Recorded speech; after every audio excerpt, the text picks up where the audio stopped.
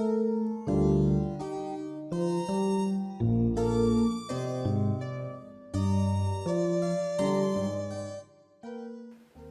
not pleased with this, Bob. Good. I'm not getting it. You continue, sir. Thinking of it properly, you know. Well, I don't know how anybody can sit in front of the camera and talk naturally. Yeah, it's very difficult. It's difficult. Yeah. Well, the trouble is you're thinking of posterity. You're thinking of how you would appear. Yes.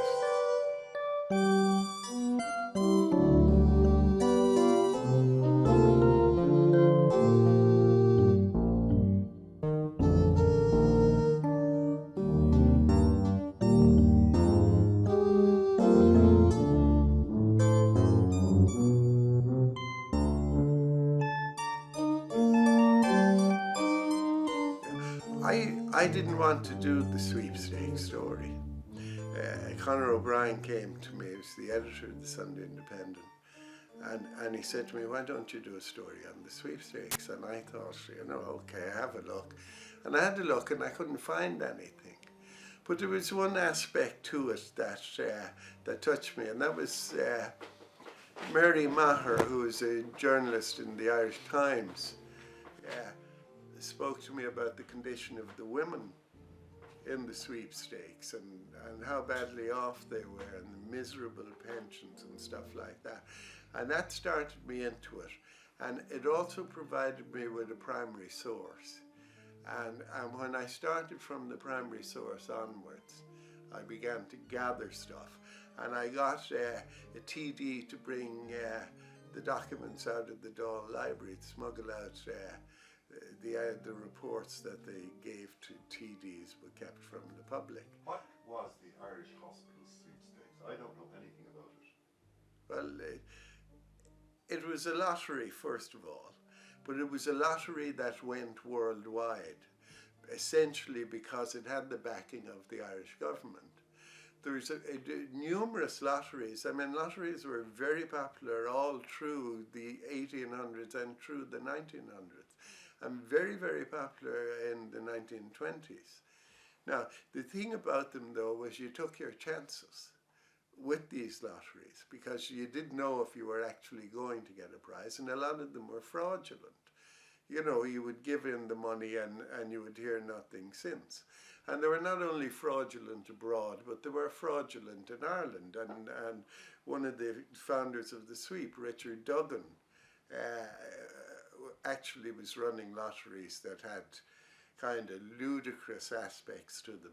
He'd run a lottery for a hospital in Dublin, and the draw would take place in Switzerland, and somebody with a post office box in Egypt would win first prize. W.T. Cosgrave was primarily responsible for doing this, gave them the right to hold it in Ireland and to present it as being under the aegis of the Irish government. So for the first time in all, essentially, in that period, and even perhaps in all history, there was a government backing the authenticity of the lottery.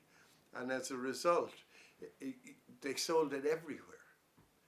It was in 100 and God knows, I think he said at one stage, it was in 128 countries and illegal in 127 of them. And they gloried in it, you know. But the fact of the matter is that the same crookedness was also applied to this, except they had the sweetener, which led people to believe it was honest. And they did some magnificent publicity, and they had the draws in Dublin, and the commissioner of the police actually was, you know, holding up the winning ticket in that. So it seemed all legal. Although one of the peculiar things that happened to it, one of the superintendent who was supervising the draw by some strange quirk held up a ticket which happened to be his own son's. And he won a large prize in it, you know.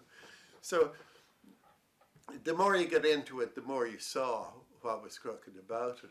So I went, first of all, to Canada, because by that time Canada was the main centre for the sweepstakes. They made the most money in Canada. and I investigated it there, where I learned just how the operation worked.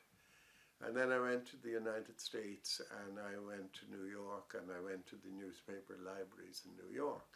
And then I read the Dáil debates from 1922 onwards about lottery. So I did all that kind of research. And I got sources who could tell me what went on within the sweep. So I was very confident that what I had was the goods, you know. And but they were worried in the Independent for two reasons. One, the McGraths who ran the sweepstakes were close friends of the Murphys who owned the Independent, and the possibility existed that the story would never get into the paper. And the other one was the legal aspect. Now, the legal aspect they sent me, I thought it was to Tom Findlay, who became the Chief Justice. Another lawyer said he actually dealt with it. But as he said, he wanted proof, and I brought in a suitcase full of documents. And he went through it, and he said, "Do you have the documents, everything here?" He said, "It's all right, run it." But we couldn't run it and tell the Murphys, who owned the Independent. So we decided to run it without telling them. Actually, Conor O'Brien was the man who made this enormous, risky choice.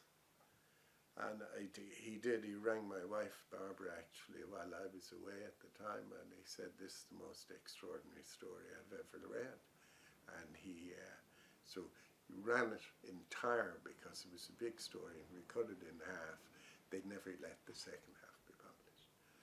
So the story was told to me that Mrs. McGrath and Mrs. Murphy used to go to Mass in Fox Rock, and they would go up, you know, and get Holy Communion, and apparently Mrs. Murphy was there, completely unaware of this story, and she was there, and took Holy Communion, and Mrs. McGrath was beside her, and she took Holy Communion, and she nodded to Mrs. McGrath,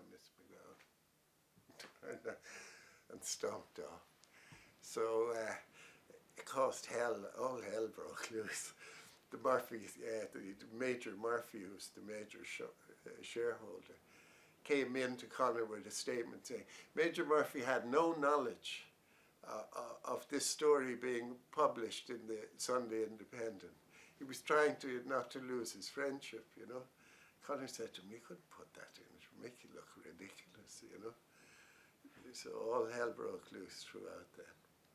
There's one point you didn't mention, on the role of Kevin O'Higgins in this whole thing. Yeah, well, at the outset. Sorry, there was a government minister. Who was he, and what part did he play? Yeah, well, the real problem they faced, you see, there was an attempt by Joe MacAnthony and Duggan, who were the two of the major shareholders, along with two English bookies. They attempted from the very start. They were trying to get a lottery in 1922 at the foundation of the state. And the man who blocked them was the then Minister for Home Affairs and later Minister for Justice, Kevin O'Higgins. And O'Higgins was absolutely and totally hostile to lotteries. And part of it was he was a bit of a snob and a bit kind of sensitive to how the English regarded him in his post, you know. And he didn't like the idea of these lotteries of Ireland, tickets being sent out from Ireland to England. It was making him look a bit seedy, I think. And he said at one stage, he said, "I'm getting pneumonia from the dampness in my office caused by the tears of lottery promoters who are coming in here crying about the poor and how they want to help the poor." But he was absolutely intractable, and he was only a new minister at the time, but he would not allow a lottery. And Cosgrave, who wanted one, tried everything to persuade him, but he wouldn't have it. And so he closed down even Duggan's lotteries, one of the partners who was running lotteries, and he wouldn't allow any lotteries, so they were stalled. And then for 2 years they were stalled, and then in the third year he was assassinated. A group of gunmen caught him on the street and shot him down and killed him. And immediately after that, then the lottery planning proceeded, and he was killed. He was killed in 27, and they started replanning the lottery in 28 and 29, and it came into being in 1930. How did it function? Well, What were the logistics of it? Well, the logistics were simple. They sent tickets everywhere in the world. They gave you free tickets if you sold tickets. The money was sent back to Dublin, and they took expenses everywhere on the way. They took expenses for sending them out. They took expenses for the places the lottery was taking place. They took expenses on the return, and then they took a few bob on top of that. So, I mean, the result was that barely 10% was coming back, was actually going to the hospitals out of this. And the government knew this, but there was so much money coming in, they allowed it to continue. When you had the first lottery, I mean, there was a bookmaker whom his son told me about. The bookmaker actually went to see them on the day, you know, when the lottery was going, the first lottery in 1930. And they were in a room, and the room floor was covered with money. They were walking in money. They had bags of tickets upstairs, tens of thousands of tickets, which never went into the drum because the drum they had designed wasn't big enough. They had no idea they were going to hit the level they did. So the masses of the very first people never got into the drum. And so effectively, and they kept all the money, of course. They didn't send the money back or anything. So that was how it worked. Tell us a little bit about the McGrath family. Well, they accumulated a lot of money out of this. And ultimately they ended up, by the time I wrote the story in 72, they were worth about $400 million. And I mean, this was supposed to be a lottery, and they were simply the committee managing the lottery. The group hired to manage the lottery, but they dominated every part of it, you know. What was the personal result of this for you, this expose? Well, did it have any repercussions, this story? Well, ultimately, what it had, first of all, is it led to Major Murphy selling his shares to Tony O'Reilly. And O'Reilly then took over the Independent, and he wanted me to stop. He asked Conor O'Brien to approach me to stop writing about the sweepstakes. And I said I couldn't do that.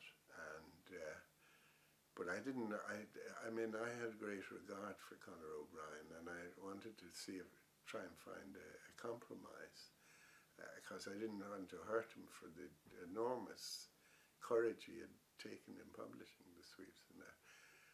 And I said, what I'll do is I'll write a book on the sweeps, so I'll take 6 months off from the Independent, write the book, and the Independent then gets the rights to, you know, publish out of it.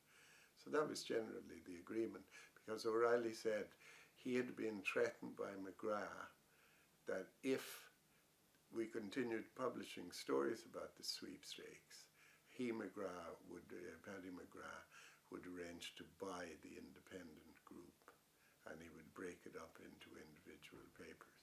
Now, I don't know if O'Reilly was saying that to appeal to the journalist's heart, you know. But he said he would have full control by September, and this was about March, I think. He said he would have full control by September, he said, and then we can ignore the bastards. That's what Conor quoted him as saying. And so that's I went then to write a book, and Gill and Macmillan were the ones who wanted to publish it, and they wanted all the information, what did I have, and give me an outline and everything, and after that they then rejected it. ultimately I went back to work for the Independent, but I was in, O'Reilly wasn't the kind of owner that the Murphys were. The Murphys let you publish what you wanted to publish. I think O'Reilly was a different kettle of fish altogether, you know. And I was doing a story on Ray Burke. I had been doing a lot of stories on North County Dublin and the corruption that was occurring there in relation to planning permissions.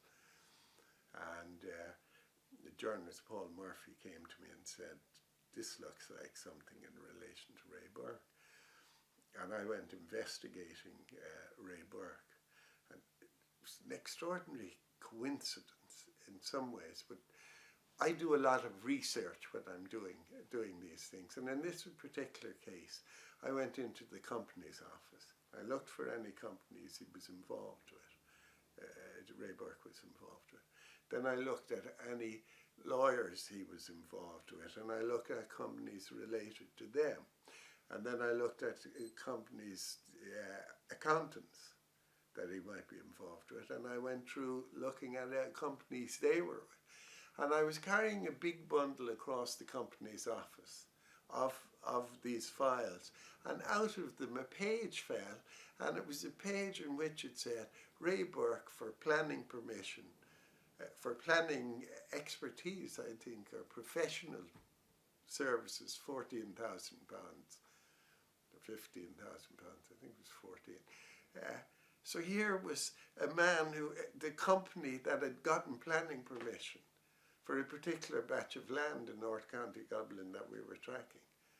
Here was the company paying him for professional planning advice, and Ray Bourke was the one who got it rezoned. Now, and I mean, it was so naked. We published it, and it was so naked, there was no way I thought he could get away with this. I thought, we have him, you know? There is no question about it. That we haven't dead to rights. The policeman who came to interview me about it, you know, said to me, forget it, no, he'll never go to jail, nothing's going to come out of this. As it was, and that was true. So at that time I was earning 50% above the senior journalist rate in the Independent, and they changed the rate and abolished what I was getting. I was getting merit money on a Saturday afternoon, double overtime. And they abolished that for me, and I went down to the rate of a senior journalist, along with all the others. So where I was 50% above, that had disappeared. So I said, well, there should be some acknowledgement of what I've done for the Sunday Independent. I said to Conor, you know, I'll take £2 extra. And he said, I think you'd better go. And he knew that it was on the cards that O'Reilly wanted me out. I won't speculate about the reasons he wanted me out. But Ray Bourke has done a lot of good for a lot of companies that deserve looking into. And what happened to you?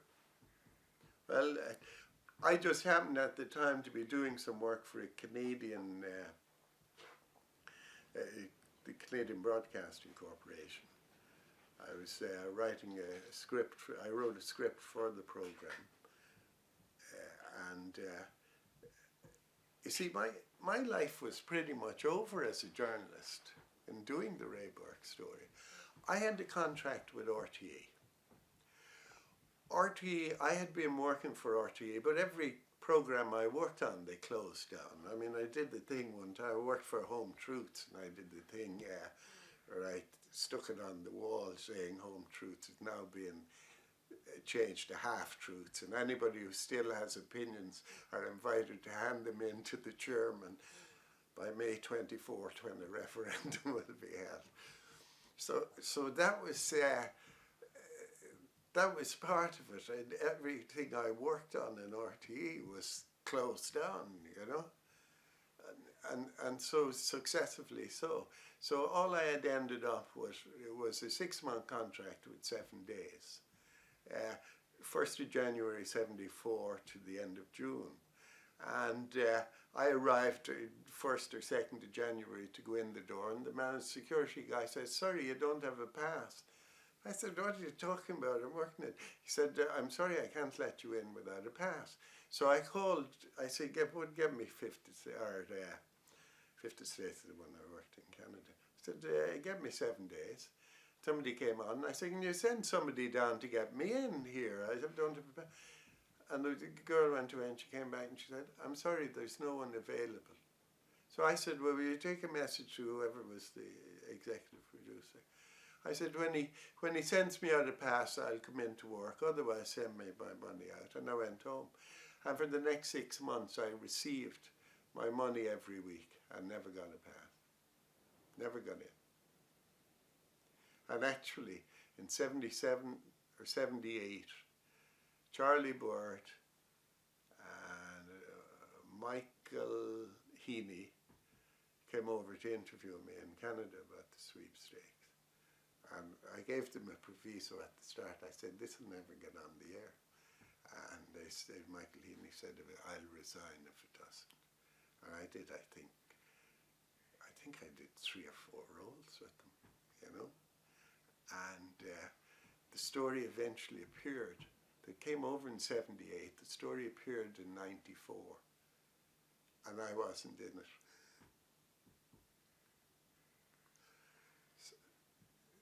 So and then subsequently, only 2 years ago, I think, I was booked because the Ray Bourke thing had become very hot again. And I was booked to go on a media show. I think they went on Saturday. And a fella called Blood something, a double-barrel name, came on and said, "The producer you talked to was mistaken. I'm the producer. And the host who was to interview me has a migraine." I said, "How could she have a migraine before, you know, the time to do the interview?" He said, "Well, that's why." And I was also booked to go on the Vincent Brown show. And this woman came on and abused me. Ray Burke is entirely innocent until proved guilty, and there can be no charges that he is in any way other than.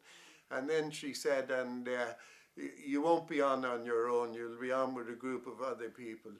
And then she said, "And the section won't get more than 5 minutes," or something like that. And then they never called me at all. I never got on at all. So I said, from the 1st of January 1974, despite all the things that I've done and that, you know, in relation, and despite all the things that have come out subsequently about Ray Bourke, etc., I have not been allowed on RTE since then. Oh, I went on Morning Ireland when the sweepstakes thing was on. It's the only time, and I'm sure they didn't know that the ban existed, you know. But that's the kind of thing, and I mean, you, Bob, are well aware of what happens to you. I don't exist. Yes, I am a non-existent person now. That's it. Like you. Yeah. But what did you do when, after the 6 months, non-work for RTE? Well, then I was doing this thing with the CBC. And the woman on the show was quite an influential woman in the CBC. Her name was Adrienne Clarkson. She is now the Governor General of Canada. And you'd see her with all her crown on and all her stuff, you know. But we got on very well. And she said to me, "Joe, come over. You don't have to go through all this. Come over here and you can travel the world and you can go after all kinds of stories." And she actually went back and got them to offer me. It was a 3-month contract. That was all it was, sight unseen. The money was reasonable, but not great. And I was faced with either saying I couldn't work in the Independent anymore. I couldn't find, nobody else would hire me. And I was faced with this. I had 4 children. So we had to go after all that you know, investigative success, one might say. I was never sued. I have never been sued for my work in 30 years of investigative reporting, because I've always been very, very careful about making sure I had all my facts right. And here I was, essentially expelled out of Ireland. So we went on a 3-month contract, and I thought, if this doesn't work, because when I arrived there, it didn't look so, because I was there for a while, and the executive producer called me in, and he said to me, "Have you ever produced?" And I said, "No, I did scripts, you know." He said, "Would you like to produce?" And I said, "Yeah." So he walked over to his board. He had his board on the wall, and he just chalked in MacAnthony, you know, this date, 6 weeks away. And I said, "Great." I said, "What's the subject?" And he said, "Abortion." And I said, "Oh, Jesus. I'm coming out of Ireland." The first thing I've tackled. And it gave me an insight into Canadian journalism, in that the people on the show who were, you know, there was pro and pro-life, and the people who are pro-abortion and that would say to me, "What's your slant on this?" And I mean, I was utterly taken aback. You know, I said, "What do you mean, what slant? I'm going to do a story and get the facts on either side and present them."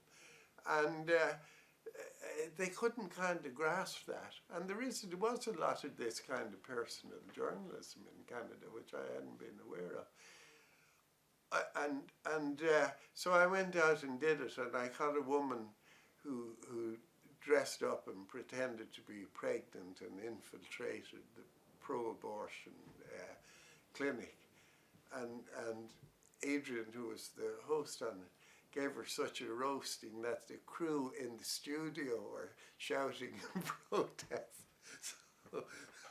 So all the pro-abortion people were kind of very triumphant. But I hadn't, my view on abortion is that it is the mind that bothers me, that if a mind is created, the possibility of terminating a mind is a much more difficult thing to accept. And for me, that's at the center of abortion. But anyway, that's the first show I did. And then I went on, they asked me to investigate the security service. They had this fairly heavy security service across Canada. And it was an incredible time, because I was able to find out they were doing break-ins and opening mail and doing all kinds of illegal stuff, you know. And they had a tribunal into it at the time, but the expose, when we broadcast, and that created a huge sensation, you know, and they actually closed down the entire security service as a result, set up a new one, which is a lot more secretive and a lot more crooked, except now it's legal for them to do it. So all I ended up doing was making the situation worse.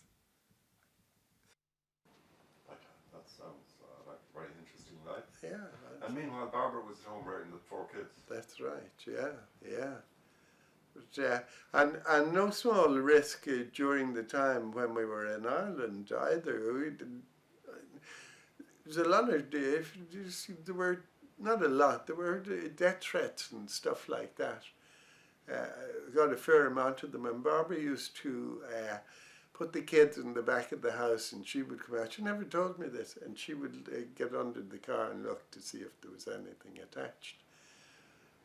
And then she would, saw it was all right, she would go in and get the kids and bring them in, and she was doing this every morning without telling me, because she was getting the calls at home, you know. She wouldn't tell me about what was going on, so. What is your relationship to Ireland now, after 12 years in Canada? Well, it's more than 12 years. I've been there 24. Everything I'm interested in is in here. I mean, I don't want to denigrate Canada or anything like that. I mean, it is a totally liberal country with all the essentially boring aspects to the liberal culture, you know, that everybody agrees the same thing in that, you know. But it really, the people are marvelous, I mean, and they don't take offense, and they are genuinely interested in what other people do, and they have an overall sense of compassion that's very high and very unique, you know. Are you saying to me that you would stay in Canada and not want to come back here because Canada is boring and this is exciting? Well, no, everything that I'm interested in is here. It's here in Ireland. I mean, every major interest I have is in Ireland. But I can't work here. I mean, I came back for a year with the Sunday Independent, I think because Angus Fanning didn't realise the, you know, the hostility that existed there. And they started censoring my articles. I mean, I wrote on Israel and the Palestinians. I mean, it actually got into the first edition, and they pulled it out and put an anti-Palestinian article in its place. Is that I did a thing about the facilitators, about the accountants and the lawyers, and how they are the major facilitators of corruption in Ireland. I mean, all of these people, you see them going around, pouncing around about we never did this or that. I mean, every piece of corruption is facilitated by professionals, you know, and I wrote on that. That was bold, you know. I wrote about the cables companies and how they were a bad bargain at the moment because of Sky satellite and so on. And of course O'Reilly has a cable company and they pull that. You know, so I mean, anything that directly impinges on his political views and his business views are all censored. As far as I can see, it certainly is what happened to me. So, I mean, it was impossible for me to continue working in that context. And is there no other organ, a publishing organ in Ireland that... He owns most of them. He does. What about Ireland on Sunday, Irish Times? Ireland on Sunday, I did some with Ireland on Sunday, but they kind of rewrote to an extent that... What about the Irish Times? What is your view of the Irish Times? Well, I mean, what appalls me is that the manner in which that trust has been perverted, you know, for the purpose of feathering their own nets. And that's, I mean, McDowell and Gageby, I mean, didn't run it, you know, that wasn't a trust in their day. I mean, they did quite well out of the whole operation, you know. And in the process, they diminished the paper. And the people who control the money and are diminishing the Irish Times even to this day, you know.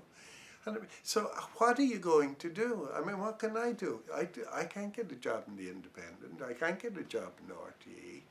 I can't get a job in any of O'Reilly's papers, right? And I mean, the only one, if you say with the Irish Times, well, you look at the manner in which this whole thing seems to be fitted to whoever can make the most money in the upper circles of that paper. And I mean, that is a total disgrace, an unconscionable disgrace in terms of Irish press freedom. I mean, the result is we have sick journalism in Ireland. And it is sick journalism. And it's not due to the people who want to be good journalists. It's to the people who control what the good or bad journalists say and who encourage triviality, the people who write trivial stuff.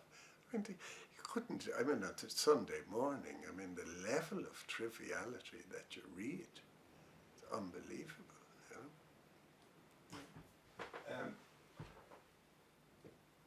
Why has that happened? The facilitators, the accountants, the film producers, why has that happened? And if it's that bad in this country, why do you want to live in this country? Well, to want to live in this country would be to want to change this country. That's an entirely different thing. I mean, you don't live in the sewer, you know. You want to stop the sewer leaking, you know, and put it back where it belongs. I think if you look back, who in the history of the Dáil, and consider the numbers who have been elected from 1922 up to the present. How many of them have gone to jail for corruption? How many of them could easily be called corrupt? No, I mean what? Liam Lawler goes for a couple of weeks, you know, and that's it. I mean, it is a disgrace, and this disgrace also hinges on a judiciary that does not, to my mind, fully fulfill its duties with regard to the people whenever anybody, a figure of some prominence comes into play, you know? I mean, there is a class distinction between who gets 6 years and who gets probation, you know? And basically, no lawyer in this country and no accountant ever imagines he's going to go to jail for playing ducks and drakes with the law in relation to planning permissions and all the other things. I mean, if you look at the degree of public donations, not public donations, but political donations that go to Fianna Fáil, and to the fact that Bertie Ahern has made it even easier and has allowed more money to be drawn in this way. I mean, that is the very soul of scandal. And as long as that goes on, there will be corruption. And if there was a will to stop corruption, it would start in that area. And it's not happening. And so what you saw in the 80s, what you saw in the 90s, and what you're seeing now is all part of the same unrolling red carpet. Nobody went to jail then, nobody went to jail in the 90s, and every lawyer and accountant today knows he won't go to jail either. You know? Brazen it out and you'll get away with it. So it's just embedded, a culture is embedded that you can get away with murder. The thing about it is you can't ignore, I mean I can't ignore, and I doubt if you can ignore, where you see it happening and happening utterly blatantly, you know. Now there is a possibility of solution. And that possibility, extraordinarily enough, lies in something that they have done in the United States, which is to set up counter power bodies, so that you have the FBI, the level in which the FBI can set up stings on politicians, you know, that they can go after them, you know, and it's quite difficult for them to get away with stuff in that kind of atmosphere. So if you set up a counter body with power, which is disposed to go after, and in fact is told to go after corruption, that counter body with its own power will fight against the corrupt end. I mean, it'll be its own empire and so on. I mean, it'll have its own kind of internal desires and power surges and so on. But if you set that up counter, then you will diminish it greatly. And I mean, you can see in the United States, you can see how they do go after anybody they could get. And I mean, putting in stings on members of parliament is hairy ground, but they do it, you know. And I've seen them actually. I saw the Mounties before the security service went under. I mean, I saw them go in and search members of parliament's offices. And in fact, people who go to jail in Canada, parliament MPs, for fiddling their expenses. You know, so I mean, it's not, and there is corruption there, but I mean, those are aspects that limit the effect of corruption, and they don't exist. There isn't a counterweight power in Ireland. The tribunals are not an answer. No, because I mean, there is a kind of it is lawyer with lawyer, essentially. Tribunals are, you know. So you're not going to get any kind of death sentence or death head, drumhead court-martials in that context, you know. Nobody goes to jail. That's basically, and if you can get millions out, you can keep a lot of it afterwards. And I mean, these exiled millionaires like Dennis O'Brien, I mean, that's disgusting. You know, here is a guy who draws the money out of Irish assets and then goes off and lives somewhere else and only comes in here with the where he has the prospect of taking more money out of the system, you know. Every time you take money out of the system, somebody pays. And they pay in health or they pay in other areas, but they always pay. So these people, I mean, there is conscience involved here, you know, that when you make a lot of money, somebody's suffering at the other end of the scale, you know.